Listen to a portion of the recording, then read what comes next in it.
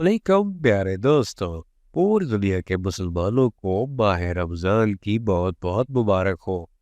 پیارے دوستوں، مجھے امید ہے آپ سب خیریت سے ہوگے۔ تو پھر چلے آج کی کہانی کی طرف۔ لیکن اگر آپ اس سے پہلے چینل پر نئے ہو تو اس کو سبسکرائب اور ویڈیو کو لائک کرنا مت بھولنا۔ آئیے کہانی شروع کرتے ہیں۔ ایک دفعہ کا ذکر ہے کہ ایک گاؤں میں ایک ماں اور بیٹا رہتے تھے۔ ماں کا نام سارا تھا اور بیٹے کا نام علی تھا۔ سارا ایک محنتی عورت تھی جو دن بھر اپنے چھوٹے سے کھیت میں کام کرتی تھی۔ ان کی زندگی بڑی سادہ تھی۔ ان کے پاس پہننے کو زیادہ کپڑے نہیں تھے اور جو کھیت ان کے پاس تھا اس سے ان کا گزارا ہوتا تھا۔ ہاں، ان کے پاس ایک گائے تھی جس کا دودھ وہ استعمال کرتے تھے، جس سے ان کا گزارا ہو جاتا تھا۔ بیٹا علی اپنی ماں کا ہاتھ بٹاتا تھا۔ وہ ہر کام میں اپنی ماں کا ساتھ دیتا تھا۔ ان کی زندگی چل رہی تھی۔ علی صبح اسکول چلا جاتا تھا اور اس کی ماں اپنے کھیت پر کام کرنے چلی جایا کرتی تھی۔ علی یہ سوچتا تھا کہ کاش وہ اپنی ماں کو اس مصیبت سے نجات دلا سکے، لیکن وہ کیا کر سکتا تھا؟ وہ بھی بہت چھوٹا تھا۔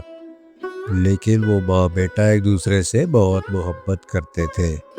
روزانہ کی طرح علی اسکول سے واپس لوٹا اور اپنے ماں کے ساتھ کام میں ہاتھ بٹانے لگا۔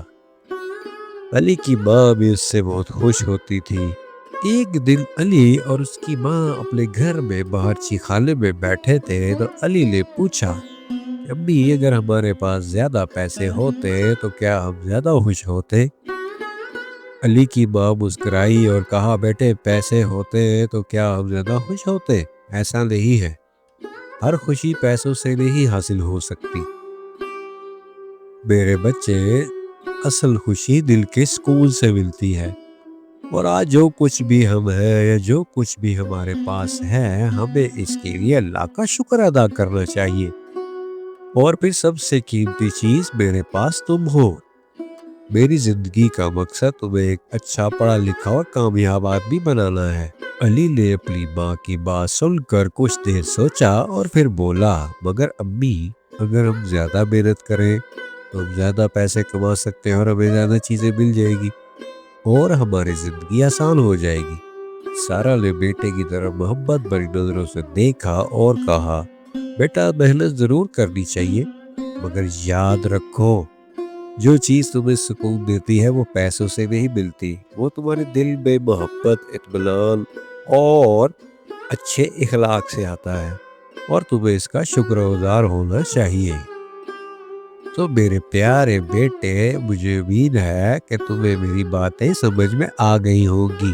کے بعد علی نے دل میں عہد کیا کہ وہ اپنی ماں کی باتوں کو سمجھے گا اور ہر صورت اس کا ساتھ نبھائے گا اور خوب محنت کرے گا۔ دوسری طرف سارا بھی اپنے بیٹے کی محنت سے بہت خوش تھی۔ وہ جانتی تھی کہ اس کے بیٹے کی محنت اور لگن کبھی رائے گاہ نہیں جائے گی، اور اگر دل میں ایمان، محبت اور اخلاق ہو تو زندگی اور بھی آسان ہو جاتی ہے، اور یوں وہ ماں بیٹا اپنی زندگی ہنسی خوشی گزارنے لگے۔